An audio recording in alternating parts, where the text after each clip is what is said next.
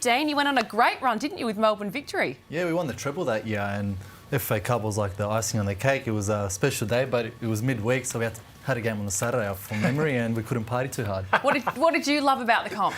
It's just different. Like for the A-League, when we're in our pre-season at that time. Yeah. So for the NPL clubs, they're in season, so we have to get to their level, which are actually very competitive. I think we played Hume City in the semi-final, and they were pumped, but we knew that we were Melbourne victory. We had to win. So it was good that we had that game, and the final versus Perth Glory, which we saw Cavalieri had a red card, interesting enough. Yeah. Well, we won it 2-0 comfortably, but we were on a roll then, so it was actually good to lift that third cup.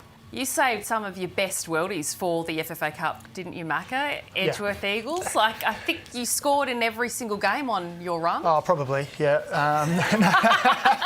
No, I think I got to see it from the other side. You know, I was at the end of my career, and from the NPL club side, and you saw what it meant to the clubs. Everyone throughout the club, the young players, you know, all want to test their mettle against A-League clubs, and it was really good to see the energy and the vibe around clubs when they got those big fixtures. And I was lucky enough to score a couple of goals against some A-League opposition as well, so just to rub it back in their face again. So still got smashed though, but but it's good fun. It gives Made it fun. Yeah, it's great fun. It gives that opportunity for people who probably would aspire to be there, a glimpse of what it can be like. Yeah, we've seen some awesome contests in the past. So this is how it's going to run. These are the teams that are in the running when it comes to the quarterfinals that are still in contention right here, right now. You can see them there: Adelaide United, Raw, Central Coast Mariners, Melbourne City. Of course, you can see the Reds at the top. They are the most successful team in the FFA Cup.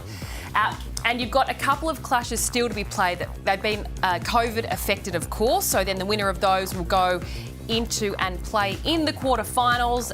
There's a straight draw tonight, so there's no seeding, and if the member federation side is drawn out first, they will be hosting. So it is as easy as that. I'm glad you had to explain that, not us. I was confused. Are we ready? We're on? I don't know what's with you two. I don't know. Jokers. It doesn't feel like... Righto. It's a magic. Okay, ball number one. Ball number one. Oof. Western United, Wellington Phoenix and Avondale. Okay, so Western United, Wellington Phoenix or Avondale. So round of 32 clash still has to be played between Western United and Wellington Phoenix. The winner of that will go and play against Avondale. So we've got that one. Go again. Another ball, please. He's like a kid in a candy store. This is like Kinder Surprise, isn't it? Surprise. Melbourne City. Okay, Melbourne City. Thank you very much. So that's your first clash there against Melbourne City. And, of course, if it is a member fed, being Avondale FC, they will get the hosting right. So for our second quarterfinal, go Macca. Sorry, I'm jumping No, I like ahead, it. aren't It's I? good. Bit Yes. excited. Match number two. Okay. I like it. Adelaide United. Adelaide United, the most successful FFA Cup club in the history of the competition. Won in 2014, 2018 and 2019. So Adelaide United v... Melbourne Victory or the Gold Coast Knights. So Adelaide United will play either Melbourne Victory or the Gold Coast Knights. If it is the Gold Coast Knights, the Knights will host. Match number three. Scott McDonald from the Gold Coast Knights as well. Yep. Throw in those facts if you feel ready to. Sorry, I'm concentrating on trying to open these. Concentration. It's getting really Sydney hot FC or Macarthur Okay, FC. so Sydney FC or Macarthur will play. So this is for match number three. Next ball, please, Macca. Get in there. Hurry up. Your contribution, Daniel Georgescu, has been outstanding. I'm just looking from monitor to monitor. It's fine. Making me nervous. Brisbane Roar. Brisbane Roar. So what do you make of this one? It'll be Sydney or Macarthur v Roar. So Sydney Macarthur have to play They're it. good. Brisbane Roar haven't conceded in the FFA Cup this year, so it'll be interesting to see how they go about it. Like, they haven't scored many goals, but it'll be a good, very good match. But I'm more interested to see how Sydney and Macarthur do. Yeah, Sydney Macarthur, that's on Wednesday, the 8th of December. That coming up next week. Looking forward to that for our last match. Our last match up, the last quarterfinal. You see his wrist? He's doing some exercises. He was doing them off camera. This is harder than it looks, guys. Apia Leichhardt, Western Sydney Wanderers. Okay, great. So you've got either Apia Leichhardt, NPL New South Wales, or the Western Sydney Wanderers, and they will come up against in our final quarterfinal of the 7th edition of the FFA Cup. Oh, Mac, are you shaking?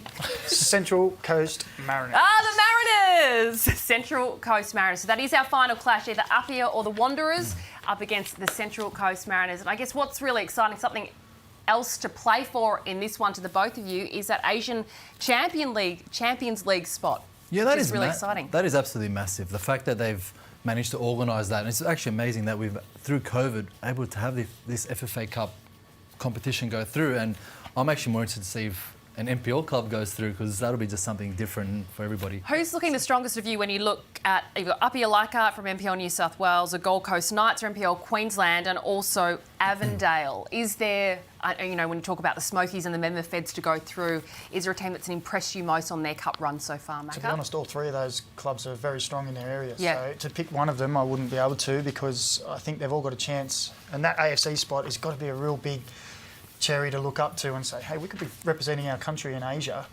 you know, a little old NPL club, you know, to have that as a thing to aim for, I think that's fantastic. When you look at that Apia Leichhardt, they played out that incredible win against Tigers FC, red card, late goals in Lots that of drama one. in that one. There's always drama. I don't know what it is about when the member feds are involved. There's a lot of drama, but there's always that will to win as well. It's like win at all costs. Yeah, and look, it's like we said, it's all these people who really want to aspire to be in that position. So the chance to go out and maybe have one chance, you can give it your all. You know, it's hard to consistently stay at a level, but one night, anything can happen. And you see that desire when you're around those clubs, and those people can really live for that game. So that's why we get cup sets. If you're looking at the quarterfinals and the A-League men's opposition, is there a stronger team? I know that you can see in these early parts of the season, Dan, that there is still a little bit of ring rust and there's a little bit of chemistry still coming to the fore with these A-League men's sides. Is there a stronger side or a stronger side looking at this draw? Not really, because Victory have been dominant in the A-League, but in the FFA Cup they've gone to a penalty shootout, scored a pen in the last couple of minutes, so you can't really call it. I think the fact that there's so many games at once so early on in the season for A-League teams is probably beneficial for NPL, but at the same time their season starts in March, so it's kind of hard to dictate what will happen, but we always say it's the beauty and the magic of the Cup. You just never know what's going to happen. Well, do you think now that they're coming a little bit further into the FA Cup, like the back end of it, will they still play a lot of young players, or will they start to go, okay, well, this is something that we want to go and win now and start playing their first team, even though they've got games either side of the week? No, I think the fact that, like you just said earlier on, the chance of, even if you don't finish first or win the grand final in the A-League, you can still play the Asian Champions League, which is massive for the clubs.